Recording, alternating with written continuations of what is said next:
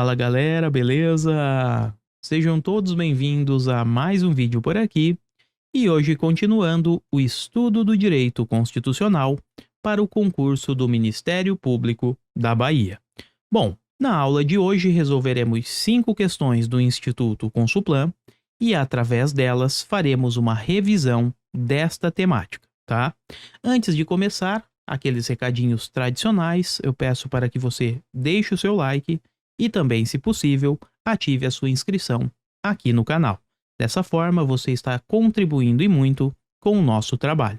E um outro destaque, fica o convite para que você se torne membro do nosso canal por R$ 4,99 mensais.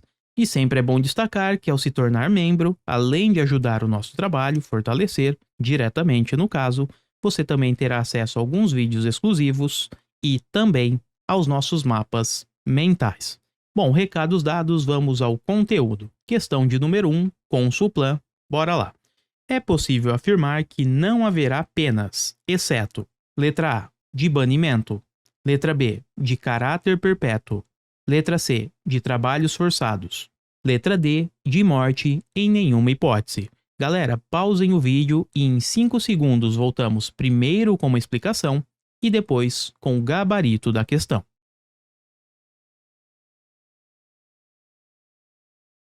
Bom, então vamos lá. Para que você resolva este tipo de questão, perceba que ela está falando de penas. Precisamos saber quais são as penas que não podemos ter aqui no país, tá? Segundo a nossa Constituição. Essa informação encontramos no inciso 47, lá do artigo 5º da Constituição. O inciso 47, ele diz que não haverá penas de morte, de caráter perpétuo, de trabalhos forçados, de banimento e penas cruéis. Só tomem cuidado com uma situação. A pena de morte, via de regra, não existe no Brasil. Mas perceba, eu falei via de regra, porque temos aqui uma exceção. Caberá pena de morte no Brasil em caso de guerra. Então a regra é que não podemos aplicar por aqui a pena de morte. A única exceção é no caso de guerra, beleza? Então não haverá penas no país, segundo a Constituição, de morte, salvo em caso de guerra, de caráter perpétuo, de trabalhos forçados, de banimento e penas cruéis. Perceba só que o enunciado pede um exceto, ou seja, a única alternativa que não está presente no inciso 47. Temos aqui nesta situação a letra D de dado. Porque fala que não haverá pena de morte, até aqui está correto, porém erra nesta parte aqui, em nenhuma hipótese. Não, pessoal, em caso de guerra, caberá pena de morte, certo? A regra é que ela não exista, mas se estivermos diante de guerra, poderemos sim ter pena de morte. Então a letra A está certa, porque banimento não cabe, caráter perpétuo não cabe também, e de trabalhos forçados também não cabe esta pena. Maravilha? Então localizamos o gabarito, ficou letra D de dado e podemos avançar para a questão de número 2 agora.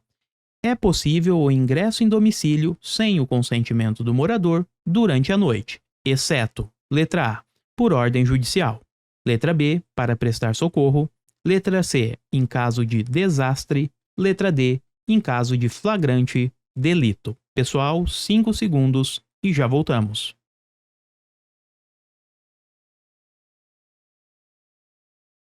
Bom, para resolver esta questão, precisamos recorrer ao inciso 11 da Constituição. Estamos diante da temática inviolabilidade domiciliar ou inviolabilidade do domicílio. Para a sua prova, leve o seguinte: via de regra, segundo o inciso 11, a casa é asilo inviolável. O que significa o seguinte: se a casa é asilo inviolável, é um local inviolável, ninguém pode entrar, ninguém pode ingressar na nossa residência sem que haja a nossa autorização. Então ninguém entra na casa do camarada sem autorização do morador. Esta é a regra, porque a casa é asilo inviolável. Porém, existem 4 exceções.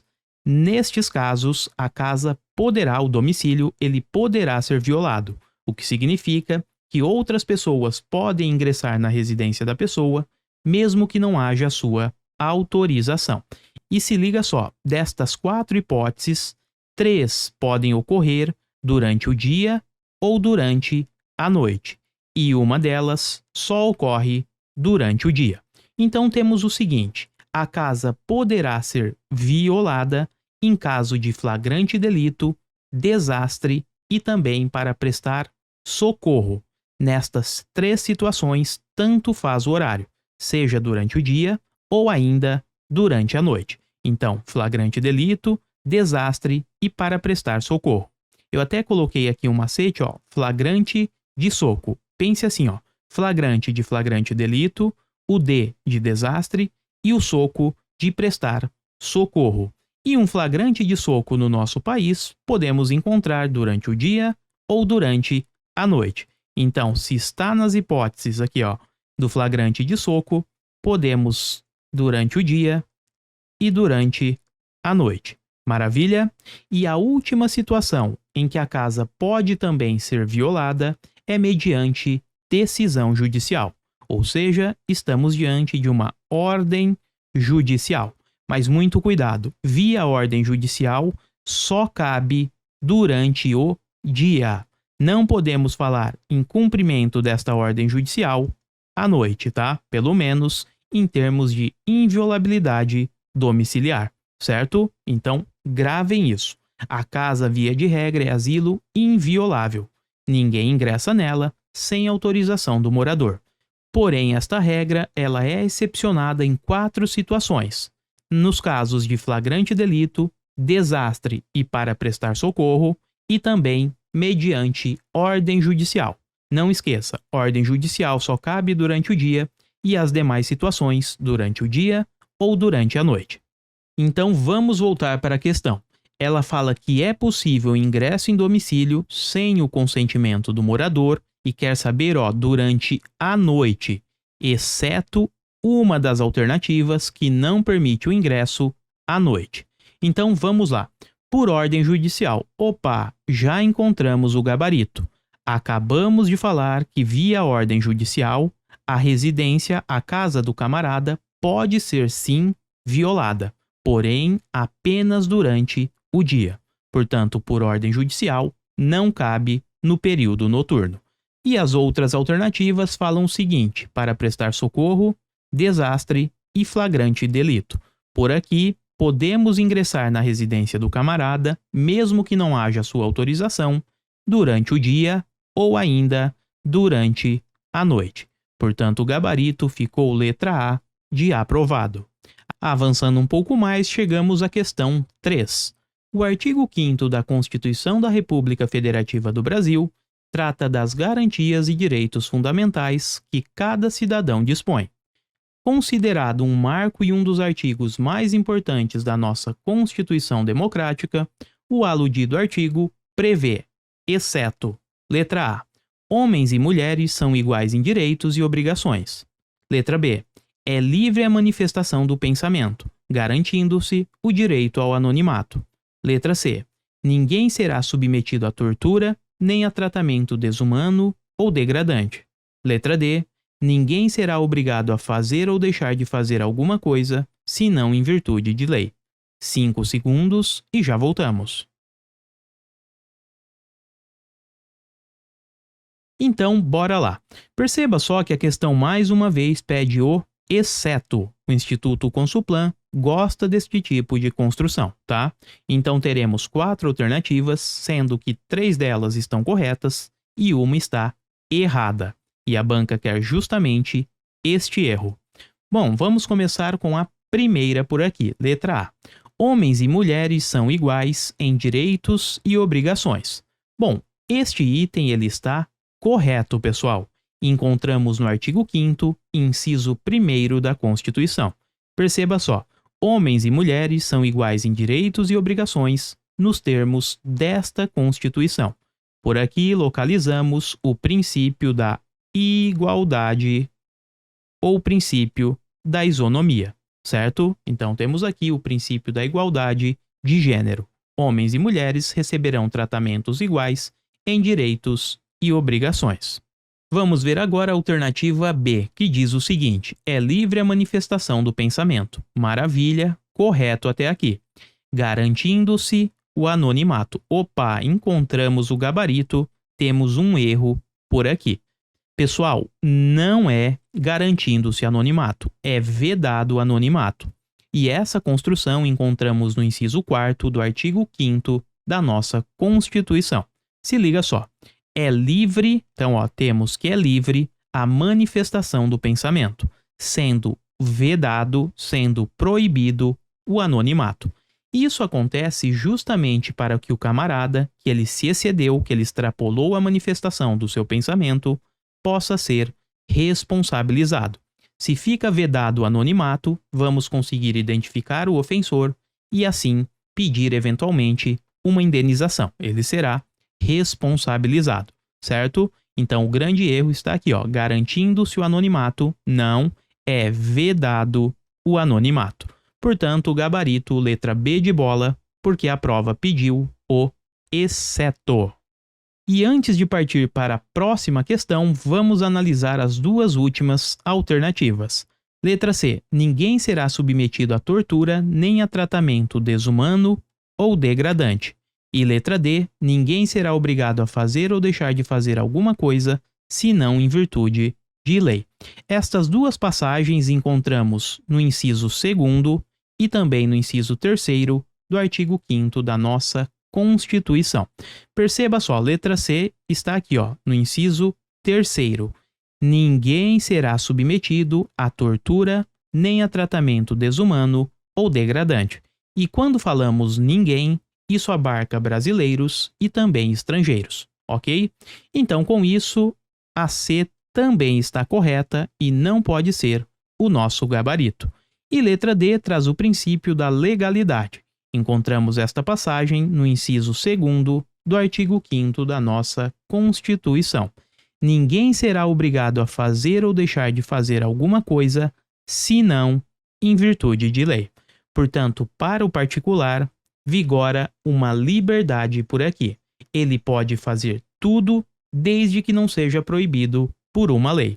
É totalmente o oposto do que ocorre lá na administração pública. A administração ela só pode fazer o que a lei estiver autorizando, então ela fica amarrada à lei. O particular não, ele pode fazer absolutamente tudo desde que não haja uma lei proibindo o seu comportamento, certo? Então a letra D também está correta e decorre aqui do princípio da legalidade. Encontramos essa passagem no inciso 2º. Com isso, letra A, letra C e letra D de dado estão corretas e a única incorreta, que é o que a banca pede, é a letra B, porque a manifestação do pensamento é sim livre, porém fica vedado, e a questão disse garantido, tá? Fica vedado o anonimato. Avançando, questão 4 agora. Estabelece a Constituição de 1988 que determinados tratados e convenções internacionais serão equivalentes às emendas constitucionais, desde que, letra A, sejam aprovados em cada casa do Congresso Nacional, em 2 turnos, por 2/3 dos votos dos respectivos membros. Letra B, sejam aprovados em cada casa do Congresso Nacional, em 2 turnos, por 3/5 dos votos dos respectivos membros. Letra C, versem sobre direitos humanos e sejam aprovados em sessão única do Congresso Nacional, por 2/3 dos votos dos respectivos membros. Letra D. Versem sobre direitos humanos e sejam aprovados em cada casa do Congresso Nacional, em 2 turnos, por 3/5 dos votos dos respectivos membros. 5 segundos e já voltamos. Bom, para resolver esta questão, precisamos revisitar o parágrafo 3º do artigo 5º da nossa Constituição. Por lá encontramos os tratados internacionais, dando um passo atrás. Tratados internacionais são os acordos firmados entre o Brasil e outros países.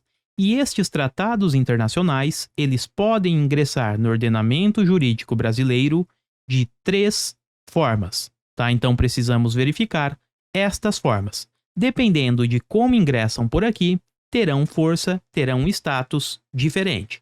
ora de emenda constitucional, ora podem ser supralegal, ou por fim podem ter um status legal de lei ordinária.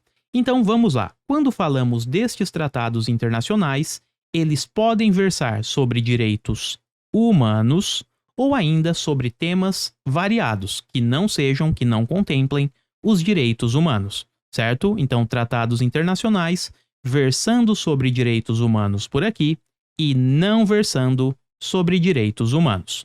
Quando eles não versam sobre direitos humanos, terão status legal, ou seja, são incorporados ao direito brasileiro com força de lei ordinária. Então, são uma lei, beleza? Por outro lado, quando eles tratam de direitos humanos, teremos aqui duas possibilidades. A primeira é se forem aprovados com um rito especial e a segunda, se não forem aprovados num rito especial. Então, veja só, os tratados internacionais versando sobre direitos humanos, se forem aprovados num rito especial, terão status de emenda constitucional, ou seja, equivalem, têm força de Constituição. Maravilha?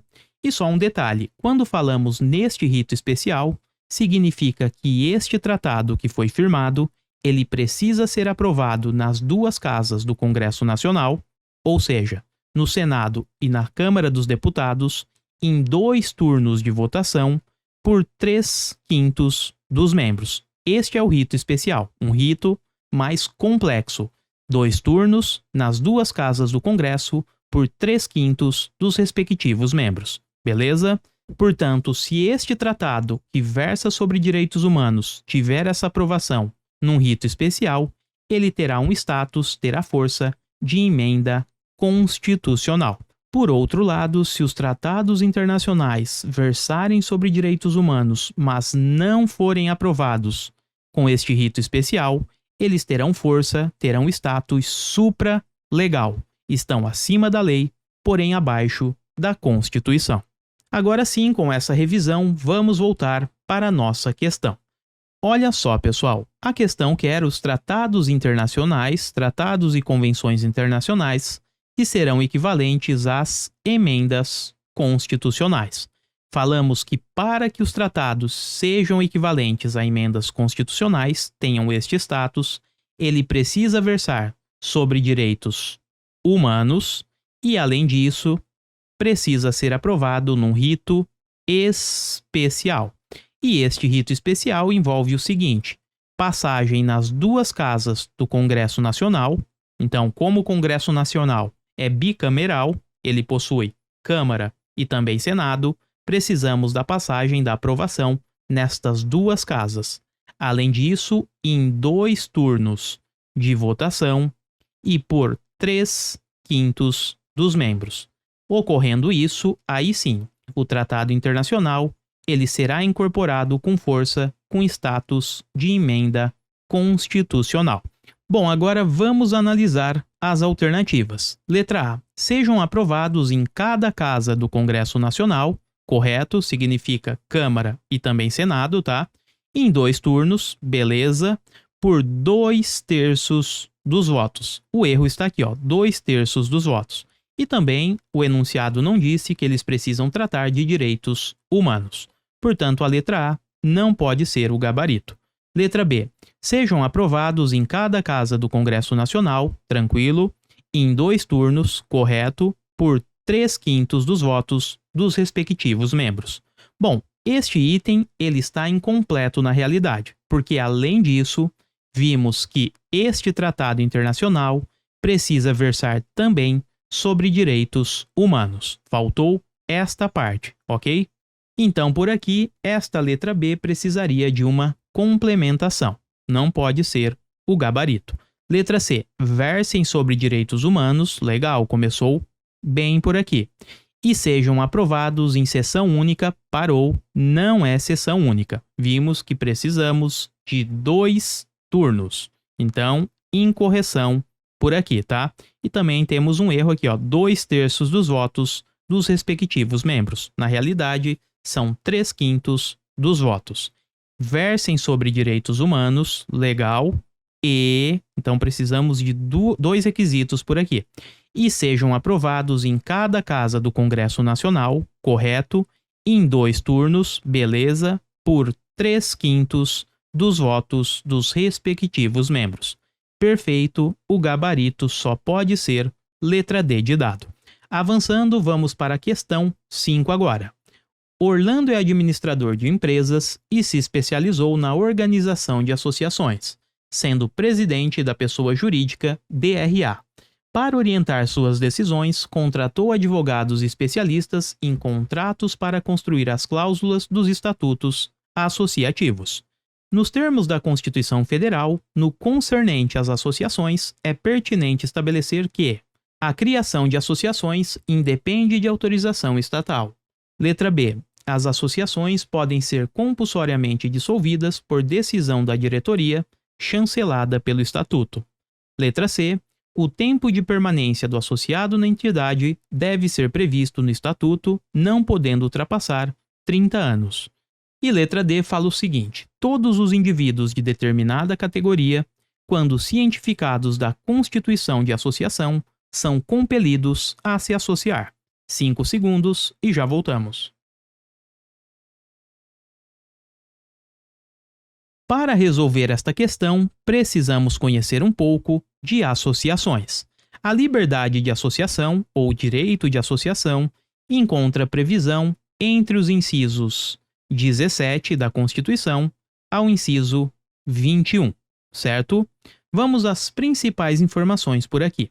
A liberdade de associação, ela é plena e envolve fins lícitos. Cuidado aqui, pessoal.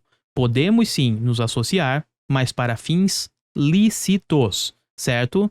E fica vedada aquelas de caráter paramilitar. Então, por exemplo, não poderíamos criar uma associação dos milicianos, porque seria uma força paralela ao poder estatal, certo? Então, todas aquelas de caráter paramilitar ficam proibidas. Não poderemos ter associação neste sentido, beleza? A segunda situação é a seguinte: a associação ela pode ser criada livremente. Então, a criação de uma associação é livre. Sendo livre, independe de autorização por parte do Estado e, inclusive, fica vedada a interferência estatal. E temos também que ninguém pode ser obrigado, tem um R a mais aqui, ninguém pode ser obrigado a associar-se ou ainda a permanecer associado. Portanto, o camarada ingressa na associação quando ele quiser e sairá também no momento que achar mais adequado. Então, qualquer questão que coloque prazo, 10 anos, 15, 30, enfim, estará errada, porque ninguém será obrigado a associar-se ou a permanecer associado. Continuando, chegamos ao que mais aparece em prova, que são as atividades da associação. Galera, a associação ela pode desempenhar várias atividades. Em algum momento, estas atividades podem ser dissolvidas, o que significa extintas, por aqui é mais gravoso, tá? E também podem ser suspensas. Estamos falando em algo temporário por aqui. Quando elas são dissolvidas, indica que ocorreu de forma definitiva. Portanto, não tem mais volta. Acabou e ponto final. Como essa situação é mais gravosa, precisaremos de uma sentença judicial, mas cuidado aqui, esta sentença judicial precisa ter também um trânsito em julgado, ou seja, não pode mais comportar nenhum recurso. Então, para dissolver uma associação, precisaremos de sentença judicial transitada em julgado. O mesmo não ocorre com a suspensão das atividades de uma associação. A suspensão, como falamos, é uma forma temporária, e sendo temporária e menos gravosa, basta uma sentença judicial. Não precisaremos por aqui, na suspensão, do trânsito em julgado desta sentença judicial. Então, grave isso: dissolução de uma associação é possível mediante sentença judicial transitada em julgado. E já a suspensão cabe através de sentença judicial, mesmo sem o trânsito em julgado. E se liga só que falamos nas duas situações de sentença judicial. Não poderemos ter a extinção ou ainda suspensão de uma associação através de um processo administrativo. Maravilha? E a última situação é em relação à representação. É possível a representação dos associados, mas para isso precisaremos de uma autorização. Então, os associados precisam autorizar. E temos que esta representação engloba a via judicial e também extrajudicial. Então, assim fizemos uma rápida revisão do direito de associação ou da liberdade de associação. Agora vamos lá resolver a questão. A letra A fala o seguinte: a criação de associação independe de autorização estatal. Opa! Bingo! Localizamos o gabarito. De fato, a criação da associação ela é plena e independe de qualquer autorização ou interferência por parte do Estado. Letra B. As associações podem ser compulsoriamente dissolvidas, estamos falando de extinção, tá? Por decisão da diretoria. Opa, por decisão da diretoria, não. Por decisão judicial e transitada em julgado. Então, a letra B está errada. Letra C. O tempo de permanência do associado na entidade deve ser previsto no estatuto, não podendo ultrapassar 30 anos. Galera, falamos que ninguém pode ser obrigado a associar-se ou manter-se associado. Nada destes prazos aqui. O camarada entra quando quiser e sai quando achar mais oportuno. Portanto, a alternativa C está incorreta. E letra D. Todos os indivíduos de determinada categoria, quando cientificados da constituição de associação, são compelidos a se associar. Falamos agora há pouco que ninguém pode ser obrigado a associar-se ou a manter-se associado. Com isso, a letra D também está incorreta e o gabarito é letra A de aprovado. Bom, galera, então é isso. Assim revisitamos alguns pontos do artigo 5º e resolvemos 5 questões de prova. Eu espero que vocês tenham gostado e em breve voltaremos com mais conteúdo aqui no canal. Desejo a todos bons estudos, fiquem com Deus, até a próxima e eu fui!